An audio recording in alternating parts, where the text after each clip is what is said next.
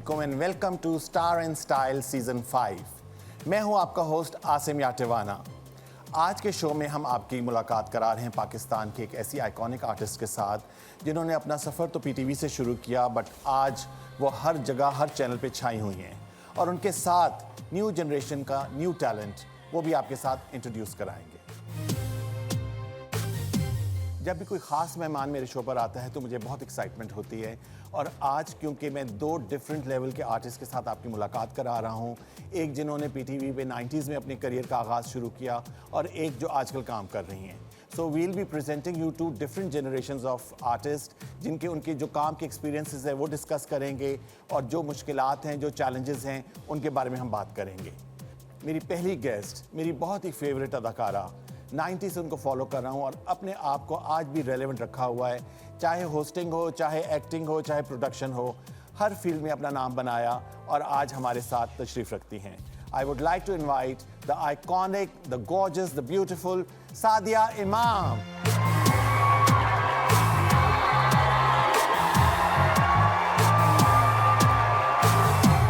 Ji Sadia, thank you so much for coming on the show. Welcome to star and style season 5। कोई मेरा ऐसा season नहीं जब तक आप ना है वो मुकम्मल नहीं होता।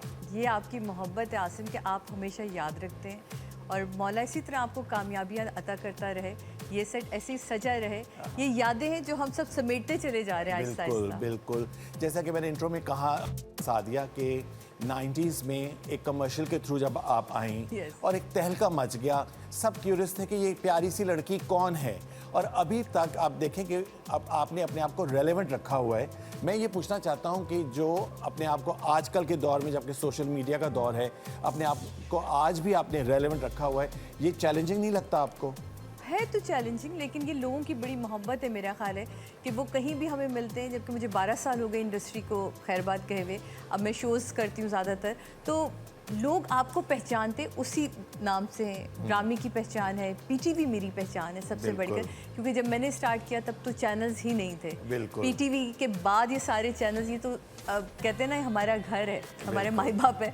तो इसके यहाँ से जिसने काम कर लिया और जिसने यहाँ से पहचान अपनी बनाई, वो फिर मेरा ख्याल है कि लोगों के दिलों में हमेशा जिंदा रहता है। बिल्कुल ठीक कहा, क्योंकि पीटीवी एक ऐसा इंस्टीट्यूशन है कि हमारे जितने आर्टिस्ट हैं उन्होंने यहाँ से सीखा है और फिर जो न्यू जनरेशन है उसको आप लोग सिखा रहे हैं, वो आपको देख देख कर सीखते हैं। अल्लाह करे ऐसा ही हो रहा हो जो आप कह रहे हैं। लेकिन आजकल माशाल्लाह आर्टिस्ट खुद भी बड़ा अक्लमंद है।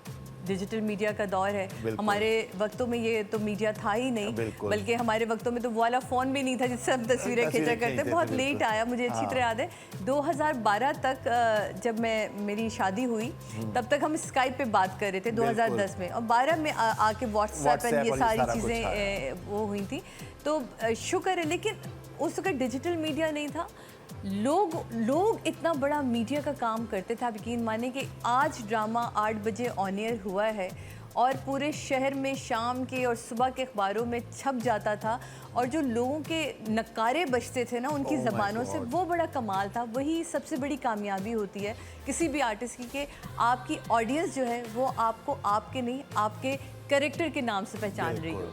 मैं थोड़ा सा आपको वापस ले जाना चाहता हूँ यादों के उस दरीचों में, कि जब आपका पहला कमर्शियल आया, उसके बाद फिर आपका पहला ड्रामा पीटीवी कराची सेंटर से किया, तो उस उलझन में जब आपकी पहली एपिसोड ऑन एयर गई जिसमें आपकी अपीयरेंस थी, तो एक ओवरनाइट स्टारडम होता था उस वक्त। तो अगले दिन क्या चेंजेस आपने देखा कि लोगों ने पहचाना शुरू कर दिया? अच्छा देखिए, पीटीवी का होल्ड ही इतना बड़ा, पीटीवी का जब मेरा कमर्शियल था तो वो कमर्शियल और मेरा ड्रामा एक साथ ऑन एयर हुआ। उस कंपनी से बात की पीटीवी ने कि हम इस लड़की को, क्योंकि मेरा वो पहला ड्रामा था, तो उन्होंने उसी ड्रामे का स्पॉन्सर भी वो था। तो वो इतनी खूबसूरत बात थी, क्योंकि ये पीटीवी कर सकता है, कोई और चैनल करता उस वक्त तो शायद था ही नहीं कोई चैनल उस वक्त, लेकिन इतना अच्छा था कि उसी दिन मेरा पहला कमर्शियल ऑन एयर हुआ था। 27 अक्टूबर की ये बात है, जो मेरी सालगिरह का दिन है, और उसी दिन पहली एपिसोड उलझन के हमने ऑन एयर हुई थी। एंड मुझे इस बात का आज भी एहसास होता है कि जब पापा मेरे आए थे, पापा को बहुत इतराज़ था शुरू में, और मैं और पापा तारिक रोड ऐसे ही घूमने पता नहीं क्या करने गए थे कुछ ना, नहीं लोग मुड़ मुड़ के देख रहे थे, आप सब आए, आप सब आए, आप सब आए। तो पापा ना जब थोड़ी देर पहले पीछे चल रहे थे, थोड़ी देर बाद मेरे साथ आगे साथ साथ चलना शुरू हुआ। तो मुझे एक पापा के चेहरे की खुशी थी ना, वो मैं आज भी नहीं भूल पाती, क्योंकि वो हमेशा मुझे यही कहते थे कि मैं नहीं चाहता कि तुम्हारे जो न्यूज़पेपर छपते हैं शाम के अखबार, उन पे लोग ना पकोड़े खाएं और यूं करके फेंक दें, कि मतलब एक आम सी शोहरत ना हो, वो नाम हमेशा हो जो लोगों के दिलों में बसता हो। नहीं, उसके बाद आपने जो है कितने लीडिंग मैगजीन्स थे, उनके कवर पे शूट्स थे, फिर हम लोग देखते थे उसमें कि भाई बहुत अच्छा, हर जगह पे टीवी टाइम्स में आपका कवर आया, और कितने मैगजीन्स थे, शी वुमेन जोन, उनके उस वक्त के तो जितने लीडिंग थे सब में था। अच्छा, मुझे ये बताएं कि आपने एक्टिंग से काम शुरू किया, बल्कि मॉडलिंग से किया, एक्टिंग भी की, फिर मॉर्निंग शो आप कर रही थी, होस्टिंग भी की, आजकल आप जज बनी हुई हैं।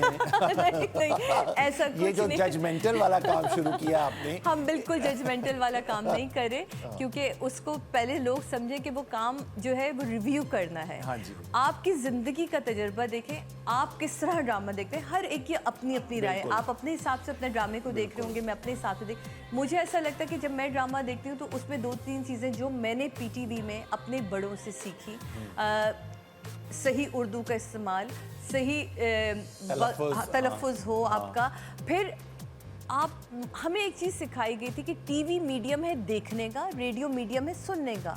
आजकल का ड्रामा जो है वो कभी कभी रेडियो मीडियम पे शिफ्ट हो जाता है, यानी कि इतने डायलॉग्स होते हैं और मूवमेंट्स कम होती है। आप आर्टिस्ट से काम लें, उसके एक्सप्रेशन से काम लें, कि लोगों को रुक के टीवी देखना पड़े कि कर क्या रहा है। जब देखिए ये अब आपका एक्सपीरियंस और तजर्बा है ना, जी, कि अब मैं ये सुन रहा हूँ आपकी बात, कि वाकई जो ड्रामा है ये विजुअल है और उसमें बाकायदा मूवमेंट्स होती हैं, और अगर आपको याद हो पहले जिस तरह की रिहर्सल्स होती थी, पूरी टेबल रीड होती थी, रिहर्सल होती थी, सीआर होती थी, पहले डीआर होती थी, फिर सीआर होती थी। डीआर कहते हैं जी ड्राई रिहर्सल को, सीआर कहते हैं कैमरा रिहर्सल को। और आप यकीन माने कि ये छोटी छोटी सी चीज़ें ना मैं डिस्कस करती हूँ, मैं बड़ा अप्रिशिएट करती हूँ आजकल के जो नए डायरेक्टर्स हैं, क्योंकि आप देखें साथ साथ टेक्नोलॉजी जो है ना वो चेंज होती जा रही है। हमारे दौर में जो कैमरास थे वो अब नहीं है, जितनी हैवी लाइट्स हमारे मुंह पे रखी जाती थी, अब तो बेबी लाइट्स आ गई हैं, अब वार्म लाइट्स हैं, तो बड़ी चीज़ें बहुत बदल गई हैं, तो टेक्निकली ड्रामा बहुत स्ट्रांग हो चुका है। How lovely is that. चलिए जी, इसके साथ ही will take a first break, एक छोटी सी कमर्शियल ब्रेक, और हमारे साथ है मेरी बहुत ही पसंदीदा अदाकारा Sadia Imam. Will take a short break, और ब्रेक के बाद आ रहे हैं।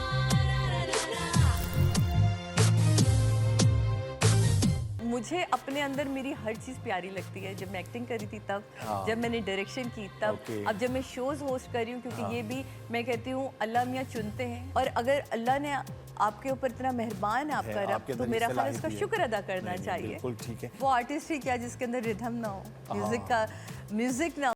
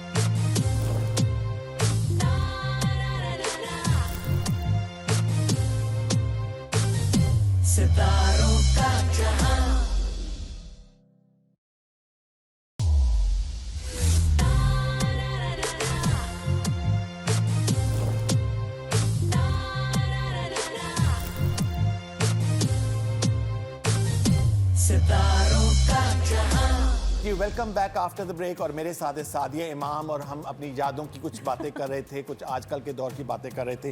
अच्छा सादिया, मुझे ये बताएं कि आपकी जितने फेजेस ऑफ लाइफ मैंने देखे हैं, हमने ट्रैवल भी बहुत Yes, साथ किया है, बिल्कुल। शोज़ भी किए अमेरिका में, फिर आपको मैं देख रहा होता था कि एक एक चीज़, जब पिछले सीज़न में एक दफ़ा आप आई तो आपके अंदर की डायरेक्टर भी जाग रही थी। तो इतने डिफरेंट फेजेस हैं और एक आपकी वो है, तो सबसे ज़्यादा आपको कौन सा पसंदीदा है? एक्टिंग, होस्ट, डायरेक्शन, क्या चीज़ आपको सबसे ज़्यादा पसंद है? देखिए हर इंसान को ना अपने बच्चे सारे ही प्यारे होते हैं। बिल्कुल। तो ये तो हो नहीं सकता कि आपको अपने अंदर का कोई भी टैलेंट ये लग रहा हो कि ये ज़्यादा अच्छा है और ये ज़्यादा कम है।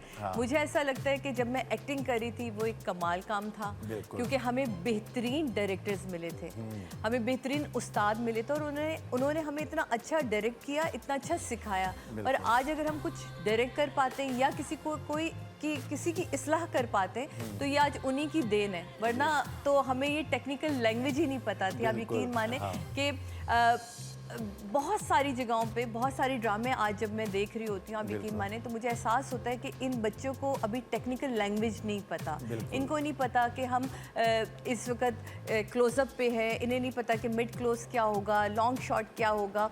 तो ये सारी चीज़ें जो आप यकीन माने पीटीवी ने हमें सिखाई। जैसे कोई सीनियर आए तो यकीन माने हम यूँ बैठते थे, हम किसी सीनियर के सामने टांग पे टांग नहीं रख सकते। मुझे आज भी याद है, कुर्बान जिलानी साहब थे हमारे ड्रामे में, बहरोज़ भाई थे मेरे ड्रामे में, वो हीरो थे मेरे ड्रामे के उस वक्त। मैं ना ऐसी बैठी हुई थी यूँ करके और मैं रीडिंग करी तो काजिम साहब आए और उनके हाथ में स्क्रिप्ट था, इतनी ज़ोर का उन्होंने मेरी टांग पे मारा, कहेंगे तमीज़ नहीं है, बड़े बैठे में तुम उनकी टांग पे। आप ये छोटी सी बात है, आप यकीन माने आज भी अगर कोई सीनियर आ जाए ना, या तो हम खड़े हो जाते हैं या हमें एहसास होता है कि हम अनकंफर्टेबल रहेंगे कि वो बैठा नहीं जाता। बेसिक मैनर्स और एटिकेट्स के अंदर आता है कि जब सीनियर्स आए, रिस्पेक्ट का एलिमेंट आपको पता है बहुत जरूरी होता है। तो मुझे अपने अंदर मेरी हर चीज़ प्यारी लगती है। जब मैं एक्टिंग करी थी तब, जब मैंने डायरेक्शन की तब, अब जब मैं शोज़ होस्ट कर रही हूँ, क्योंकि ये भी मैं कहती हूँ अल्लाह मियाँ चुनते हैं ये, वरना जैसे आपको आप खुद देखें कि बात से बात निकालना, जुमलों को जोड़ना, अल्फाज को सही तनाज़ुं में बोलना, ये बड़ी एक कमाल की बात होती है। और अगर अल्लाह ने आपके ऊपर इतना मेहरबान है आपका रब, तो मेरा ख्याल इसका शुक्र अदा करना चाहिए। बिल्कुल ठीक है। ये बताइए कि सोशल मीडिया का कितनी इम्पोर्टेंस है आजकल के दौर में हमारी एक्टिंग फील्ड में, टीवी इंडस्ट्री के लिए कितना ज़रूरी है? मैं इस वक्त एक्टिंग तो नहीं करी, लेकिन मैं जितना सुनती हूँ उतना, क्योंकि मेरी जो भाभी हैं समीना, वो इस फील्ड में है, जो मैं इन लोगों से सुनती हूँ, तो अब मुझे लगता है कि अब जो सोशल मीडिया और ये चीज़ें बहुत काउंट करती हैं कि जी किसके लाइक्स कितने जा रहे हैं, किसके फॉलोअर्स हैं, किसके। हमारे दौर में ये मायने रखता था कि एक तो सूटेबल कैरेक्टर किसके साथ जा रहा है, बहुत। आप देखें ना, वरना मैं तो 96 में बिल्कुल नई लड़की थी, मुझे यकीन था कि ये मुझे काजिम साहब तो नहीं, मतलब वो बहुत ये मुझे नहीं लेंगे। लेकिन उन्होंने जिस तरह मुझे कॉल की और उनको न्यू फेस ही चाहिए था। तो पहले दौर में ये देखा जाता था कि हमें सूट क्या कर, इस कैरेक्टर में कौन बैठेगा। अब देखा जाता है कि किससे हम कितना कमाएंगे। बिल्कुल। तो कमर्शियलिज्म भी आ गया उसमें। अच्छा, ये हमारा सेगमेंट है, इट्स अबाउट सोशल मीडिया। इसमें हम गए हैं आपके सोशल मीडिया पे और उसमें से हमने जाके देखे कि सबसे ज़्यादा पिक्चर्स की, जो अभी आप लाइक्स की बात कर रहे थे, जिसके ज़्यादा व्यूज़ हैं, तो वो सारे हमने दिखाए, तो वो आपके साथ शेयर। सबसे ज़्यादा जो है मोस्ट लाइक पिक्चर है, इसके आपके 5000 लाइक्स आए हैं जी। वो देखते हैं कौन सी पिक्चर है। ये पिक्चर बताइए, इस पर 5000 लाइक्स आए। सादिया, ये कहाँ की पिक्चर है? ये मेरी अभी भतीजी की शादी हुई है, उसके वलीमे की तस्वीर है। अच्छा, बहुत प्यारी लग रही हैं आप। बहुत शुक्रिया। और ये किसको देख रही हैं? और ये इतनी खूबसूरत साड़ी में यहाँ मेंशन करना चाहूँगी, ये सबा फैसल साहिबा ने मुझे गिफ्ट की थी। अच्छा, हाउ लवली। वो लाहौर से मेरे लिए बना के लेकर आई थी और ये साड़ी तकरीबन कोई 20 साल पुरानी है। जब उन्होंने मेरे साथ ड्रामा किया था, और ये मैंने आज भी संभाल के रखी है। ओके जी। नेक्स्ट है जी, जिसमें सबसे ज्यादा कमेंट्स आए हैं, 200 कमेंट्स आए हैं। वो देखते हैं कौन सी पिक्चर है। अच्छा, ये तो निदा के मॉर्निंग शो है या। और इसमें आप क्या सोच रही हैं, ये जरा मुझे बताएं। कुछ नहीं, इसमें सिर्फ मॉडलिंग को याद कर रही हूँ। कुछ नहीं करी, कैमरा सामने है तो आपके अंदर का जो मॉडल है ना, वो जाग जाता है। अच्छा जी, जो अब सबसे ज्यादा शेयर पिक्चर है आपकी, 500 टाइम्स वो शेयर हुई है, रमजान ट्रांसमिशन की है। ओके। और ये इतनी मुस्कुराहट के बारे में बताइए कि चेहरे पे इतनी मुस्कुराहट मेरी हो तो बेटी पड़ता- ने बहुत ही खूबसूरत नात पढ़ी थी, तो अच्छा। आप सोचे कि जब आप के बच्चे कोई काम ऐसा That's कर रहे हो good. तो आपको खुशी माँ बाप ज़्यादा उसमें होती बहुत है। माशाल्लाह। अच्छा जी, नेक्स्ट है मोस्ट व्यूड वीडियो, इसके 3.5 मिलियन व्यूज जी। आए। आइए ये देखते हैं। सजरा सवेरा मेरे तन बरसे, कजरा अंधेरा तेरी जलती ला, कतरा मिला जो तेरे दर पर से, ओ मौला मौला।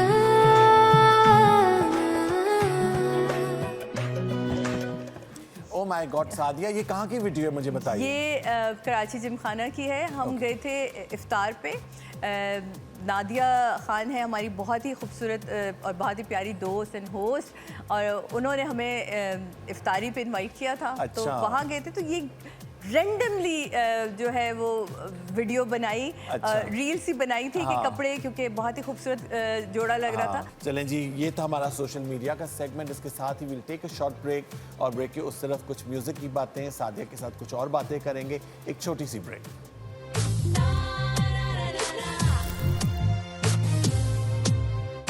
तो हैदर अंकल ने एक दफा काजिम साहब का ना दरवाजा खोला, कहते हैं भाई काजिम, तुम्हारी लड़की के लिए हमारे पास रिश्ता आया है, बताओ क्या करना है?" तो ये आप यकीन माने वो इतना खूबसूरत दौर था, हाँ, बहुत। और लोग आपको जज नहीं करते थे, वो आपकी रिस्पेक्ट इतनी करते थे। और हैदर अंकल के पास वाकई बम्मा तस्वीर के रिश्ते आया करते थे। लम्हात, मैं कहा बाप रे, मैडम का कोई भी गाना, हाँ, वो बिल्कुल। पंजाबी सुने, आप उर्दू की गज़लें सुने, आप गीत सुने, आप जो हमारे 6 सितंबर को अगर हाँ, आप 14 देखें, अगस्त 14 के अगस्त सुने, के मिली हमारे नग़मे सुने। तराने सुने, तो बिल्कुल। उसका एक जोश जज्बा, ऐसे मैडम को लगता है खुदा ने एक एक चीज़ चीज को नुक्स तराशा सुख है, करके बिल्कुल। तराशा।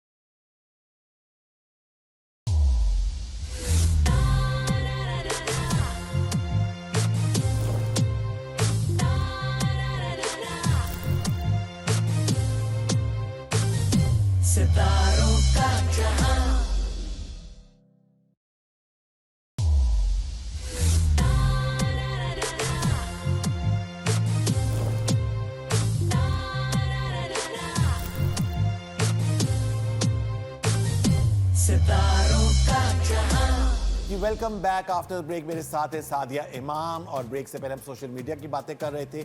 सादिया, म्यूजिक से कितना लगाव है आपको? उफ, वो आर्टिस्ट ही क्या जिसके अंदर रिदम ना हो, म्यूजिक ना हो, आपके अंदर सबसे पहले म्यूजिक होती है। ये बहुत ही अच्छा एक्सपीरियंस था। सादिया के साथ हमने एक शो किया था न्यूयॉर्क में, या। डैलस में, और मैंने देखा कि आप हर फन मौला हैं। क्योंकि मुझे याद है कि वहाँ पे हम ह्यूस्टन में थे शायद, या डैलस में थे, तो आपने कहा कि मेरी जूती की हील टूट गई है। फिर उसी वक्त रात को मैंने कहा कि मैं तो कुछ नहीं कर सकता, प्लीज़ मुझे बॉदर मत करो। तो यू वेंट देयर, आपने कोई शॉप देखी वहाँ पे। उसके बाद शो से थोड़ी देर पहले किसी मॉडल का बटन टूट गया था, वो मैंने देखा सुई धागे से आप वो कर रही थी। तो इतनी आप सपोर्टिव जो है, ये आपकी नेचर में है? जी, मेरी नेचर है, हाँ ये मेरी जी। नेचर है, ये वालदा की तरफ से, मेरी फैमिली से आपको आती ये सारी चीज़ें। और ये तो हो ही नहीं सकता कि अगर कोई और मुश्किल में खड़ा है तो और आप अपने आप को अच्छा करने लगे, क्योंकि कोई भी शो, कोई भी ड्रामा जो है वो तभी अच्छा बनेगा या तभी हिट होता है जब पूरी टीम जो है ना मिलके काम करती है। बिल्कुल। तो मेरा ये यकीन है। और एक और मैं यहाँ पे बहुत ही मज़े का वाक़या आपके साथ शेयर करना चाहता हूँ कि हम शो कर रहे थे 14 अगस्त का प्रेसिडेंट हाउस में, और वहाँ पे वहीं पर हमें मेकशिफ्ट मेकअप आर्टिस्ट का वो बनाना पड़ता है। तो एक मॉडल बैठी थी वहाँ पे बड़े अपने कोई नखरे में, तो सादिया आई, अब ये सीनियर थी, तो मैंने उनको कहा कि प्लीज़ उठे, तो उसने कहा कि मैं नहीं उठूँगी। तो फिर मेरी और उसकी तकरार हुई और उसको फिर उठा के फिर मैंने आपको बिठाया, आलिया थी साथ, तो उन्होंने मुझे काम डाउन किया, उनका कि फिक्र ना करो मैं मेकअप कर देती हूँ। और ये इस तरह की मतलब दोनों बहनें एक मिलजुल के काम करने की हमेशा एक टीम मेकर जिसको कहते हैं। होता है भी यही है। मैं हमेशा किसी को भी जज करने से पहले ये सोचती हूँ पता नहीं किस सरगम ट्रांसफर में हो, किस माहौल से आई हो, कोई स्ट्रेस हो, कोई तो situation। आप उस वक्त उस सिचुएशन को जज ना करें कि ये आपसे बदतमीजी कर रहे हैं, कोई बात नहीं, इट्स ओके। फिर आपका अपना बड़ा होना, देखिए बड़ा होना ना बहुत मुश्किल काम है। ये हम कह तो देते हैं कि हम बहुत सीनियर हैं, लेकिन सीनियरिटी जो है ना वो फिर आपके अखलाकियात में भी दिखनी चाहिए, दिखनी वो बड़ा इंपॉर्टेंट होता है। अच्छा, ये मैंने देखा है कि हमेशा से ना आप लोग, मेरे ख्याल में ये जो एक पीटीवी की ट्रेनिंग है और Yes. आपकी अपब्रिंगिंग, ये आपको नजर आती है फिर इस तरह थैंक यू की। जी, थैंक यू। अच्छा जी, अब नेक्स्ट जो है हमारा ये बहुत ही प्यारा सेगमेंट है और लोगों ने बहुत पसंद किया है। It's called play my song. जी, तो आपकी फरमाइश पे प्ले माई सॉन्ग में हम पेश कर रहे हैं मलका तरन्नुम नूरजहां का मैं तेरे संग कैसे चलूं सजना। जी। कमाल।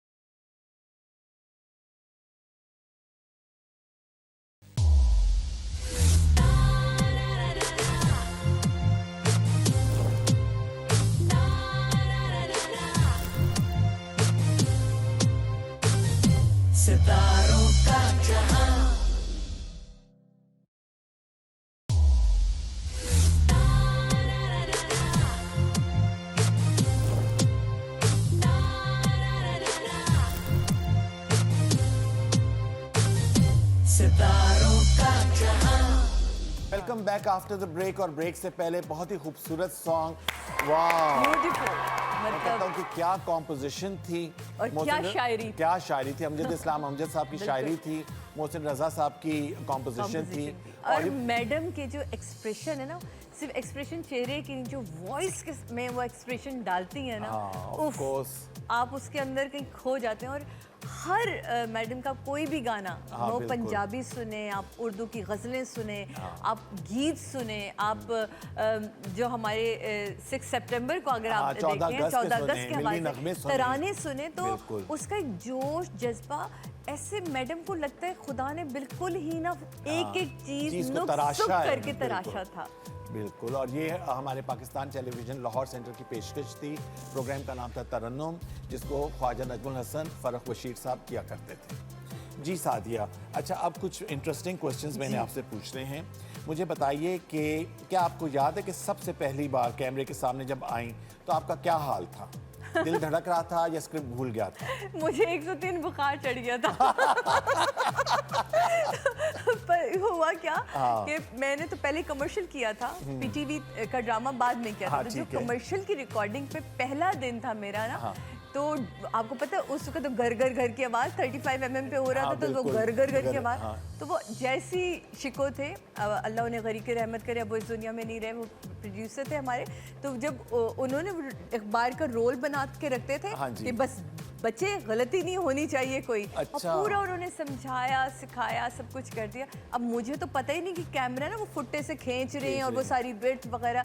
अब मैंने वहाँ से चलते में आना था, मियाँ मेरा जो था वो गाड़ी ठीक कर रहा था और मैं आगे कहती हूँ चाय ठंडी हो रही है, तो वो वहाँ से ना वो घर घर घर की आवाज़ है, तो मैं डर गई ना। मैंने कहा वो एक्सप्रेशन, तो वो जो मेरी एक खौफ अंदर बैठे ना, तो वो मुझसे उस दिन काम ही नहीं हुआ। और उस घबराहट से, वो कभी सुना ही नहीं, जिंदगी में देखा ही नहीं था, तो वो मुझे 103 बुखार था और वो उस दिन रिकॉर्डिंग कैंसिल करनी पड़ी। लेकिन वो फिर डॉक्टर ने भी कहा कि ये थोड़ा सा अंडर प्रेशर आई है, बाकी वो नेक्स्ट डे में बिल्कुल परफेक्ट हो गई थी। तो शूट हो गया था नेक्स्ट डे? हाँ बिल्कुल। अच्छा जी, नेक्स्ट सवाल ये कि शूटिंग पर कभी ऐसा हुआ कि आप हंसने के चक्कर में पूरा सीन ही आपने खराब कर दिया? ऐसा वैसा, यही स्टूडियो डी था, कुर्बान जलानी साहब और मेरा एक सीन, बहुत सीरियस सीन था। अच्छा। आप यहाँ बैठते हैं, आपको पता है टॉप बैक पे जब प्रोड्यूसर बात कर रहे होते हैं तो पूरे इसमें गूंज रही होती है। तो काजिम साहब की आवाज़ को इमेजिन करें, और वो भारी भरकम आवाज़, एंड मुझे कोई हंसी का दौरा, मेरे साथ है मसला, हंसी का दौरा पड़ जाए तो फिर वो बहुत मुश्किल से रुकती है। अब मैं और कुर्बान अंकल, मेरा बड़ा सीरियस सीन है, और मैं थोड़े, क्योंकि जब आप हंसी रोके भी ना तो आपकी आंखें चमक रही होती हैं, आपके चेहरे के एक्सप्रेशन ना चीख ऊपर हो जाते हैं।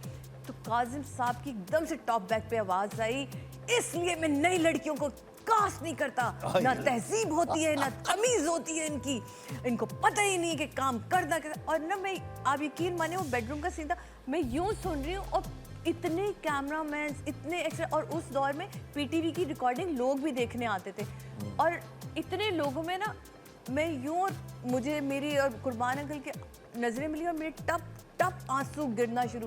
ऊपर से एक और आवाज आई, बस करें ये ड्रामेबाजी, सीन करें, पोंछे आंसू। अब मुझे समझ नहीं आई कि मुझे रोना है, मुझे रिएक्ट करना है, मुझे, मैंने डर के मारे अपने आंसू पोंछे और मैंने वो सीन किया। काजिम साहब वो ही गोल सीढ़ियों से उतरते हुए आए, उन्होंने तालियां बजाई, और मुझे इतना गुस्सा चढ़ रहा था कि इतने लोगों में मैं इतना एम्बैरेस करने एक बच्चे को, आए आके मुझे गले लगाया, कहते हैं अब चलो ऊपर। और यकीन माने ऊपर ले जाके जब उन्होंने मुझे दोनों सीन का कहते हैं मैंने इसलिए डांटा था, देखो अब ये सीन और इससे पहले जो तुम सीन करी थी, तो मैं लिटरली, मैंने उनके घुटनों को हाथ, मैं कहा ये वाकई एक उस्ताद सिखा सकता है। अच्छा जी, अब आप तो आजकल सोशल मीडिया का दौर है, पहले आपको पता है कि लेटर्स आया करते थे, और पीटीवी सेंटर में बोरियों में लेटर्स आया करते थे। आपको पता है बहुत अरसे तक हैदर इमाम रिजवी साहब जी यहाँ प्रोड्यूसर भी रहे, उनके पास मेरे रिश्ते आते थे, क्योंकि साथ इमाम और हैदर इमाम से लोग आज भी बहुत सारे लोग समझते हैं कि PTV मैं मैरिज उनकी- ब्यूरो। जी हाँ, कि मैं उनकी बेटी हूँ। तो हैदर अंकल ने एक दफा काजिम साहब का ना दरवाजा खोला, कहते हैं भाई काजिम तुम्हारी लड़की के लिए हमारे पास रिश्ता आया है, बताओ क्या करना है?" तो ये आप यकीन माने वो इतना खूबसूरत दौर था हाँ, बहुत। और लोग आपको जज नहीं करते थे, वो आपकी रिस्पेक्ट इतनी करते थे।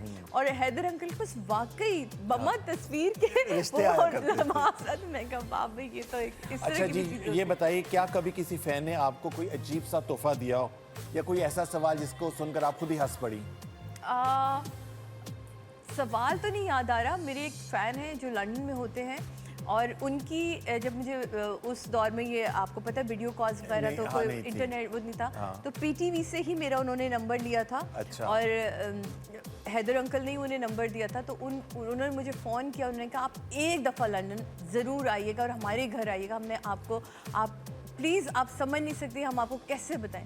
मैं कहा पता नहीं, अच्छा इत्तेफाक मेरे को लंदन के उन दिनों बन ही रहा था जाने का। मैं कहा जी मैं इंशाल्लाह मैं ज़रूर आऊँगी। तो मैं गई इत्तेफाक से, मैंने कहा यार अब इतना उन्होंने कहा था, चलो उनको मैंने कॉल कर दी कि मैं जी मैं आई हूँ। तो मैं आप यकीन माने आसिम, मैं एग्जैजरेट नहीं करी, लेकिन उस दौर में मेरे इतने बड़े बड़े पोस्टर्स उस घर उस कमरे में लगे थे। आई वाज शॉक के करेंगे मेरे मियाँ को अब इतनी पसंद है सादिया जी। वो कहते हैं आईब्रो भी ऐसी हो, मेकअप भी ऐसा हो, बाल भी ऐसे हो। बीवी दिल ही दिल में ना आपको कोसने दे रही होगी। वो मुझसे प्यार करती थी और बड़ी इज्जत करती थी, क्योंकि वो आपके वाकई ही वो कहते हैं ना अच्छे फैन वाले। होते, और बिल्कुल। मेरी आज भी उन लोगों से दोस्ती है और मैं बहुत खुश होती हूँ ऐसे लोगों के साथ। अच्छा जी, जब अगर आपके शौहर के साथ आपकी लड़ाई हो जाए तो पहले सॉरी कौन करता है? मेरे मियाँ अक्लमंद बहुत हैं। अच्छा। वो सॉरी मैं ही करती हूँ, उन्हें सॉरी वॉरी करना नहीं आता। सॉरी अच्छा। वो नहीं करते, वो वैसे मना लेते हैं, मना हंस लेते, पड़ते कोई तोहफा वगैरह देके, हाँ हंस नहीं, वो उनका ना बड़ा कमाल काम है। वो आके बैठेंगे मेरे सामने, मैं नाराज भी हूँ ना तो मैं इधर उधर कर रही होती हूँ वहाँ। तो वो फिर कहते हैं इधर देखो इधर देखो। वो आके बैठेंगे, फिर मैं हंस पड़ती हूँ, मैं कहती हूँ कि ना आप ना बहुत मुफ्ते में बचत हो जाती है आपकी। अच्छा जी, सादिया इमाम को गुस्सा कब आता है? मुझे गुस्सा बहुत कम कम आता कम है? नहीं ऐसा नहीं कि कम मुझे आता है गुस्सा। छोटी छोटी बातें, मुझे मैनेजमेंट का प्रॉब्लम है। मुझे Okay. चीज़ें थोड़ी सी परफेक्ट Perfectionist चाहिए, हैं आप, हाँ। परफेक्शनिस्ट हूँ। मेरा घर मुझे मैं आपने सोफे टेढ़े हो जाएं तो मैं क्लास ले लेती हूँ, क्या है मैं ऐसे बैठ के देखती हूँ, हाँ टाइल पे निशान तो नहीं है। लेकिन ये चीज़ें हैं। टाइमिंग की मैं बहुत पाबंद हूँ। मैं हर एक से कहती हूँ, शोज़ भी हों या ड्रामे के दिनों में मुझे लोग कहते थे जापानी ट्रेन। तो मुझे अच्छी तरह याद है, हिमायूं मेरे साथ हो कभी या अदनान सिद्दीकी, ये लोग कहते थे यार इसको हमसे ना आधा घंटा लेट बुलाना। अच्छा, okay. हमें जो टाइम दो इसको आधा घंटा लेट बुलाना है, क्योंकि मैं हमेशा तैयार होके जाती थी और मैं अगर पहुंच जाऊं तो मुझे सब एक जापानी ट्रेन नाम था और लड़कियों की मुझे सुल्तान राही कहा जाता था। अच्छा। स्टडी शिफ्ट किया करती थी मैं, ओह, क्योंकि मैंने इतना काम किया उस दौर में, मालिक का बहुत करम। तो मैं सुबह 8 बजे भी सेट पर होती थी और फ्रेश होती थी। तो वो माँ बाप के साथ एक सेट के सीन कंप्लीट करवाए, वहाँ गई तो दूसरे सेट पे दूसरा। तो इस तरह भी बिल्कुल हमने इस तरह का काम दौर किया जो है। था ना, हमारी फिल्म इंडस्ट्री में आर्टिस्ट किया करते थे। मुझे बहुत लोग कहते 80s थे। में, हाँ। मुझे बाबरा शरीफ साहिबा से एक दफ़ा मेरी मुलाकात हुई नबीला जी के थ्रू। तो उनको नबीला ने जब बताया कि ये इस तरह देखो अब ये बच्ची काम कर रही होती है, कहती है ए ते फिर कुड़ियां दी सुल्तान आई है।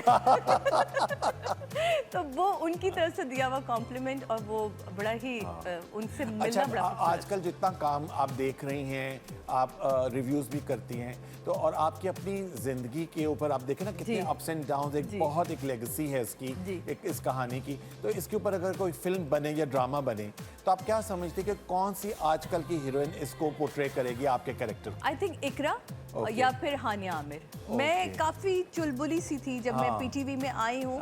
तो मेरी हंसी बहुत, मुझे दूर से पता चल जाता है कि सादिया एंटर हो गई है दरवाजे से। मेरी खिलखिलाहट, मेरी हंसी बहुत खनकती हुई हंसी। खनकती हुई हंसी। तो वो मेरा ख्याल है कि जब अगर मेरे ऊपर कोई फिल्म बने या ड्रामा बने तो वो फिर उसमें ये दो दोनों में से। चलिए, इसके साथ ही we've come to the end of the show. Sadia, thank you so much. आपका बहुत बहुत शुक्रिया आसिम। आप इतने खूबसूरत तरीके से ये प्रोग्राम लेके चलते हैं और सबसे बढ़कर आप सीनियर्स को भी याद रखते हैं, हमने भी याद रखते हैं, और आप वो नए चेहरों को भी हमारे साथ इंट्रोड्यूस करा रहे होते हैं, इन लोगों को जो इस वक्त बहुत काम कर रहे हैं और बेहतरीन नाम कमा रहे हैं। थैंक यू सो मच, बहुत शुक्रिया। मैं फिर से कहूँगा कि हमेशा से जब भी आपको मेरे जहन में आता है आप हमेशा आती हैं, Thank you. और सिर्फ शो पर नहीं आती, जब भी कोई मेरा प्रोजेक्ट हो, कुछ ऐसा हो, यू आर ऑलवेज देयर। तो थैंक यू सो मच, बहुत शुक्रिया बहुत आपका। शुक्रिया आपका। इसके साथ ही आपसे इजाज़त चाहेंगे, इंशाल्लाह अगले हफ्ते आपसे मुलाकात होगी। अपनी दुआ में याद रखिए और देखते रहिए star and style season 5 only on PTV home and PTV digital. अल्लाह हाफिज। जिंदगी फिर भी रवा, सितारों का जहां, पैशन के है रंग, सब है मेरे संग, क्यों ना हो मेहरबान, सितारों का जहां, ये तन्हाइयाँ, ये परछाइयां, यादों का है समा, सितारों का जहां, सितारों का जहां, हर रंग है जवां, खुशी का है ये पल, सजी